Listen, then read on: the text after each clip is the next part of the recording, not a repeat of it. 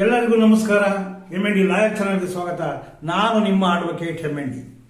ಸ್ನೇಹಿತರೆ, ಈಗಾಗಲೇ ನಾನು ಈ ಒಂದು RTCಗೆ ಸಂಬಂಧಪಟ್ಟಂತೆ ಇಂಟ್ರೊಡಕ್ಷನ್ ಟು RTC ಎಂಬತಕ್ಕಂಥ ಒಂದು ವಿಡಿಯೋವನ್ನು ಮಾಡಿದ್ದೆ. ಆ ಒಂದು ವಿಡಿಯೋದ ಮುಂದುವರಿದ ಭಾಗವಾಗಿ ಇವತ್ತು ಇನ್ನೊಂದು ವಿಡಿಯೋವನ್ನು ಮಾಡ್ತಾ ಇದ್ದೇನೆ. ಈ ಒಂದು ವಿಡಿಯೋದಲ್ಲಿ ಆ ಒಂದು RTCಯ 1ರಿಂದ 4ರವರೆಗಿನ ಕಾಲಂಗಳ ಬಗ್ಗೆ ವಿವರಣೆಯನ್ನು ಕೊಡ್ತೇನೆ.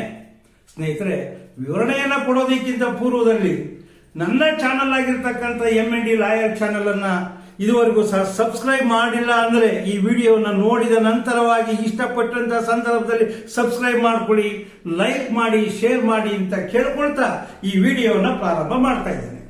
ಸ್ನೇಹಿತರೆ, ಮೊದಲನೇದಾಗಿ ಬರೋಣ 1ನೇ ಕಾಲಂ ಅಥವಾ 1ನೇ ಕಂಬಸಾಲು.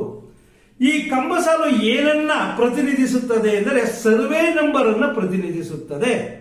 ಸರ್ವೆ ನಂಬರ್ ಅಂದ್ರೆ ಏನಪ್ಪಾ ಅಂತಂದ್ರೆ, ಪ್ರತಿಯೊಂದು ಕಂದಾಯ ಗ್ರಾಮವು ಹೊಂದಿರಬಹುದಾಗಿರ್ತಕ್ಕಂತಹ ಎಲ್ಲಾ ಜಮೀನುಗಳಿಗೆ ಕಂದಾಯ ಇಲಾಖೆ ಒಂದು ಸಂಖ್ಯೆಯನ್ನ ನೀಡಿರಲಾಗಿರುತ್ತದೆ, ಸರ್ವೆ ಸಂಖ್ಯೆಯನ್ನ ನೀಡಿರಲಾಗಿರುತ್ತದೆ. ಅದಕ್ಕೆ ನಾವು ಸರ್ವೆ ನಂಬರ್ ಎಂಬುದಾಗಿ ಕರೆಯುತ್ತೇವೆ.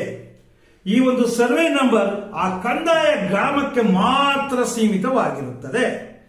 ಈ ಒಂದು ಸರ್ವೆ ನಂಬರ್ ಏನಿದೆ, ಈ ಸರ್ವೆ ನಂಬರ್ ಆ ಜಮೀನನ್ನ ಗುರುತು ಮಾಡಿಸಲು, ಐಡೆಂಟಿಫೈ ಮಾಡಲು ಬಳಸಲಾಗುತ್ತದೆ. ಉದಾಹರಣೆಗೆ ಹೇಳೋದಾದ್ರೆ, ಅಜ್ಜಂಪುರ ತಾಲೂಕು ಶಿವಣಿ ಹೋಬಳಿ ಬಂಗನಗಟ್ಟೆ ಗ್ರಾಮದ ಸರ್ವೆ ನಂಬರ್ 115. ಇದು ಈ ಒಂದು ಅಜ್ಜಂಪುರ ತಾಲೂಕಿನಲ್ಲಿರ್ತಕ್ಕಂತಹ ಶಿವನಿ ಹೋಬಳಿಯಲ್ಲಿ ಬರ್ತಕ್ಕಂತಹ ಬಂಕನಕಟ್ಟೆ ಗ್ರಾಮದ 115ನೇ ಜಮೀನು, 115ನೇ ಸರ್ವೆ ನಂಬರ್. ಆ ಒಂದು ಜಮೀನಿಗೆ ಆ ಒಂದು ನಂಬರ್ನ ಸರ್ವೆ ನಂಬರ್ನ ಕೊಡಲಾಗಿರುತ್ತದೆ. ಸ್ನೇಹಿತರಿಗೆ ನಿಮಗೆ ಅರ್ಥ ಆಯಿತು ಅಂತ ತಿಳ್ಕೊಂಡಿದ್ದೇನೆ. ಪ್ರತಿಯೊಂದು ಕಂದಾಯ ಗ್ರಾಮಕ್ಕೆ ಮಾತ್ರ ಸೀಮಿತವಾಗಿ ಈ ಒಂದು ಸಂಖ್ಯೆಗಳನ್ನು ನೀಡಲಾಗಿರುತ್ತದೆ, ಸರ್ವೆ ಸಂಖ್ಯೆಗಳನ್ನು ನೀಡಲಾಗಿರುತ್ತದೆ. ಸ್ನೇಹಿತರಿಗೆ 2ನೇ ಕಂಬಸಾಲಿಗೆ ಬರೋಣ ಅಥವಾ 2ನೇ ಕಾಲಂಗೆ ಬರೋಣ. 2ನೇ ಕಾಲಂ ಏನನ್ನ ತಿಳಿಸುತ್ತೆ ಅಂದ್ರೆ, ಮುಖ್ಯ ಸರ್ವೆ ನಂಬರಿನ ಎಷ್ಟನೆಯ ಭಾಗವನ್ನ ತಿಳಿಸುತ್ತೆ. ಉದಾಹರಣೆಗೆ ಹೇಳೋದಾದ್ರೆ, ಈಗಾಗಲೇ ನಾನು ಹೇಳಿದ್ದೇನೆ, ಮುಖ್ಯ ಸರ್ವೆ ನಂಬರ್ 115 ಅಂದ್ರೆ ಅಜ್ಜಂಪುರ ತಾಲೂಕಿನ ಶಿವನಿ ಹೋಬಳಿಯ ಬಂಕನಕಟ್ಟೆ ಗ್ರಾಮದ 115ನೇ ಸರ್ವೆ ನಂಬರ್ನ 1ನೇ ಭಾಗ, 2ನೇ ಭಾಗ, 3ನೇ ಭಾಗ. ಈಗ ಭಾಗಗಳನ್ನು ತಿಳಿಸೋದಿಕ್ಕೆ ಈ ಹಿಸ್ಸಾ ನಂಬರ್ಗಳನ್ನು ಬಳಸ್ತೇವೆ. ಒಂದು ಪಕ್ಷ ಆ ಹಿಸ್ಸಾ ನಂಬರ್ನ ಕಾಲಂನಲ್ಲಿ 3A, 3B, 3C ಇಂತಹ ಒಂದು ನಂಬರ್ಗಳಿದ್ರೆ ಅಂತಂದ್ರೆ ಅದು ಪೋಡಿಯಾಗಿರ್ತಕ್ಕಂತಹ ಜಮೀನು ಎಂಬುದಾಗಿ ತಾವು ತಿಳ್ಕೊಳ್ಬೇಕು. ಅದೇ ರೀತಿಯಲ್ಲಿ ಸ್ನೇಹಿತರೆ, ಇನ್ನೊಂದು ಮುಖ್ಯವಾದ ವಿಚಾರವನ್ನು ತಿಳ್ಕೊಳ್ಳಿ. ಒಂದು ಪಕ್ಷ ಆ ಹಿಸ್ಸಾ ನಂಬರ್ನ ಕಾಲಂನಲ್ಲಿ 1P1, 1P2, 1P3 ಇದೆ ಎಂದಂತಹ ಒಂದು ಸಂದರ್ಭದಲ್ಲಿ ಅದು ಪೋಡಿಯಾಗಿಲ್ಲದ ಜಾಗ. ಅಂತಹ ಒಂದು ಜಮೀನುಗಳನ್ನ ಮಾರಾಟ ಮಾಡಬೇಕು ಅಂತಂದ್ರೆ 11E ಸ್ಕೆಚ್ ಅನ್ನ ಮಾಡಿಸಬೇಕು. ಅಂದ್ರೆ ಅದು ಪೋಡಿ ಆಗಿಲ್ಲ, ಅದನ್ನ ನೋಂದಣಿ ಮಾಡೋದಿಕ್ಕೆ ಸಾಧ್ಯ ಇಲ್ಲ, ಅದನ್ನ ಪರಭಾರೆ ಮಾಡೋದಿಕ್ಕೆ ಸಾಧ್ಯ ಇಲ್ಲ ಎಂಬುದಾಗಿ ತಿಳ್ಕೊಳ್ಬೇಕು. ಒಂದು ಪಕ್ಷ ನೀವು ಆ ಜಮೀನನ್ನ ಪರಭಾರೆ ಮಾಡಬೇಕು ಅಂತಂದ್ರೆ 11E ಸ್ಕೆಚ್ ಅನ್ನ ಮಾಡಿಸಬೇಕು. ಸ್ನೇಹಿತರೆ, ಇದು 2 ಕಾಲಂಗಳ ಬಗ್ಗೆ ಆಯ್ತು. ಸ್ನೇಹಿತರೆ, ಈಗ RTCಯ 3ನೇ ಕಾಲಂಗೆ ಬರೋಣ. 3ನೇ ಕಾಲಂ ತಿಳಿಸ್ತಕ್ಕಂಥದ್ದು ಕೇತುವಾರು ವಿಸ್ತೀರ್ಣ ಅಥವಾ ಖಾತಾವಾರು ವಿಸ್ತೀರ್ಣ ಎಂಬತಕ್ಕಂಥದ್ದು. ಸ್ನೇಹಿತರೆ, ಖಾತಾವಾರು ವಿಸ್ತೀರ್ಣ ಅಂದ್ರೆ ಏನು ಅಂತ ಹೇಳಿ ನಿಮಗೆ ಗೊತ್ತಿರಬೇಕು. ಸರ್ವೆ ನಂಬರ್ ಏನಿದೆ, ನಾನು ಈಗಾಗಲೇ ಹೇಳಿದ್ದೇನೆ, ಒಂದು ಉದಾಹರಣೆಗೆ ಒಂದು ಸರ್ವೆ ನಂಬರ್ ಅನ್ನು ಕೊಟ್ಟಿದ್ದೇನೆ. ಆ ಸರ್ವೆ ನಂಬರ್ ಹೊಂದಿರಬಹುದಾದ ಒಟ್ಟು ವಿಸ್ತೀರ್ಣವನ್ನ ತಿಳಿಸ್ತಕ್ಕಂಥ ಕಾಲಮೇ 3ನೇ ಕಾಲಂ. ಏನು ಒಟ್ಟು ವಿಸ್ತೀರ್ಣವನ್ನು ತಿಳಿಸುತ್ತೆ, ಅದರ ಜೊತೆಯಲ್ಲಿ ಅದು ತಿಳಿಸ್ತಕ್ಕಂಥದ್ದು 2 ಖರಾಬ್ ಭೂಮಿಗಳನ್ನು ತಿಳಿಸುತ್ತೆ. ಅದನ್ನ ಆ ಖರಾಬು ಮತ್ತೆ ಬಾ ಖರಾಬ್ ಎಂಬುದಾಗಿ ಕರೆಯಲಾಗುತ್ತದೆ. ಆ ಒಟ್ಟು ವಿಸ್ತೀರ್ಣ ಒಳಗೊಂಡಿರಬಹುದಾದ ಆ ಖರಾಬ್ ಎಷ್ಟು, ಬಾ ಖರಾಬ್ ಎಷ್ಟು ಎಂಬತಕ್ಕಂಥದ್ದನ್ನು ತಿಳಿಸುತ್ತೆ. ಸ್ನೇಹಿತರ, ಆ ಖರಾಬ್ ಎಂಬತಕ್ಕಂಥದ್ದು ಅಂದ್ರೆ ಖರಾಬ್ ಭೂಮಿ ನಿಮಗೆ ಚೆನ್ನಾಗಿ ಗೊತ್ತಿದೆ.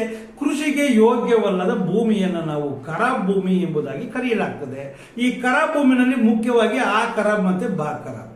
ಆ ಖರಾಬ್ ಎಂಬತಕ್ಕಂತಹ ಭೂಮಿ ಅದು ನಿಮ್ಮ ಜಮೀನಿನಲ್ಲೇ ಇರುತ್ತೆ. ಆ ಜಮೀನಿನಲ್ಲಿರ್ತಕ್ಕಂಥ ಖರಾಬ್ ಭೂಮಿಯನ್ನ ನೀವು ಕೃಷಿ ಯೋಗ್ಯವಾದ ಭೂಮಿಯನ್ನ ಮಾಡ್ಕೊಳ್ಳೋದಿಕ್ಕೆ ಅವಕಾಶ ಇದೆ. ಇದು ಆ ಖರಾಬ್ ಬಗ್ಗೆ. ಅದೇ ರೀತಿಯಲ್ಲಿ ಬಾ ಖರಾಬ್ ಎಂಬತಕ್ಕಂಥದ್ದು ಇರುತ್ತೆ.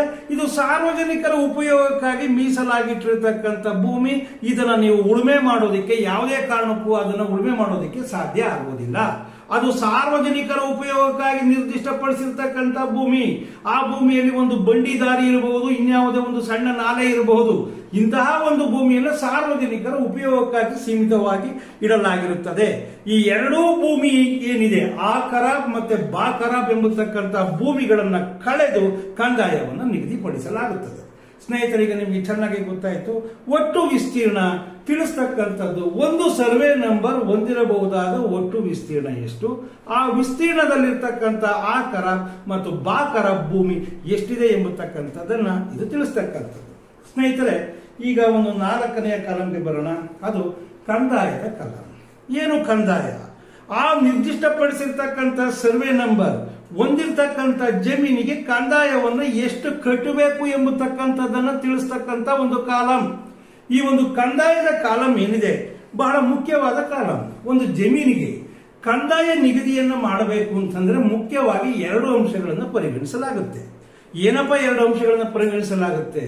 ಒಂದನೇದಾಗಿ ಆ ಜಮೀನು, ಆ ಒಂದು ಸರ್ವೆ ನಂಬರ್ ಹೊಂದಿರಬಹುದಾದ ಮಣ್ಣಿನ ನಮೂನೆ ಯಾವುದು, ಯಾವ ಮಣ್ಣನ್ನು ಹೊಂದಿದೆ, ಕಪ್ಪು ಮಣ್ಣನ್ನು ಹೊಂದಿದೆಯೋ, ಕೆಂಪು ಮಣ್ಣನ್ನು ಹೊಂದಿದೆಯೋ, ಯಾವ ಮಣ್ಣನ್ನು ಹೊಂದಿದೆ ಎಂಬತಕ್ಕಂಥದ್ದನ್ನ ಆ ಕಂದಾಯ ನಿಗದಿ ಮಾಡತಕ್ಕಂಥ ಸಂದರ್ಭದಲ್ಲಿ ಪರಿಗಣಿಸಲಾಗುತ್ತೆ.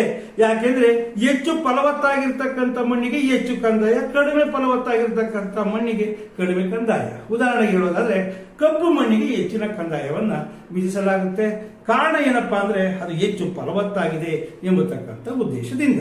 ಸ್ನೇಹಿತರೆ, ಅದೇ ರೀತಿಯಲ್ಲಿ ಕಂದಾಯವನ್ನು ನಿಗದಿ ಮಾಡಬೇಕಾದ್ರೆ ಅಲ್ಲಿ ಯಾವ ಬೆಳೆಯ ಮಾದರಿ ಇದೆ, ಅಥವಾ ಖುಷ್ಕಿ ಜಮೀನ ಅಥವಾ ತರಿ ಜಮೀನ ಅಥವಾ ಬಾಗಾಯತ ಎಂಬತಕ್ಕಂಥದ್ರ ಆಧಾರದ ಮೇಲೂ ಸಹ ಕಂದಾಯವನ್ನು ನಿಗದಿ ಮಾಡಲಾಗುತ್ತದೆ. ಖುಷ್ಕಿ ಜಮೀನಿಗೆ ಕಡಿಮೆ ಕಂದಾಯ, ತರಿ ಜಮೀನಿಗೆ ಅದಕ್ಕಿಂತ ಸ್ವಲ್ಪ ಜಾಸ್ತಿ, ಬಾಗಾಯತು ಜಮೀನಿಗೆ ಅದಕ್ಕಿಂತ ಹೆಚ್ಚಿನ ಕಂದಾಯವನ್ನು ನಿಗದಿ ಮಾಡಲಾಗುತ್ತದೆ. ಸ್ನೇಹಿತರೆ, ನಿಮಗೆ ಅರ್ಥವಾಗಿದೆ ಅಂತ ಹೇಳಿ ತಿಳ್ಕೊಂಡಿದ್ದೇನೆ.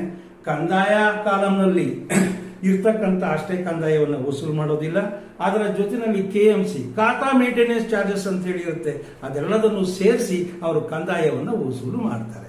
ಸ್ನೇಹಿತರೆ, ಇವತ್ತು RTC ನಲ್ಲಿರ್ತಕ್ಕಂಥ 3 ಮುಖ್ಯವಾಗಿರುವ ಕಂಬ ಸಾಲುಗಳ ಬಗ್ಗೆ ವಿವರಣೆಯನ್ನು ನಾನು ಕೊಟ್ಟಿದ್ದೇನೆ.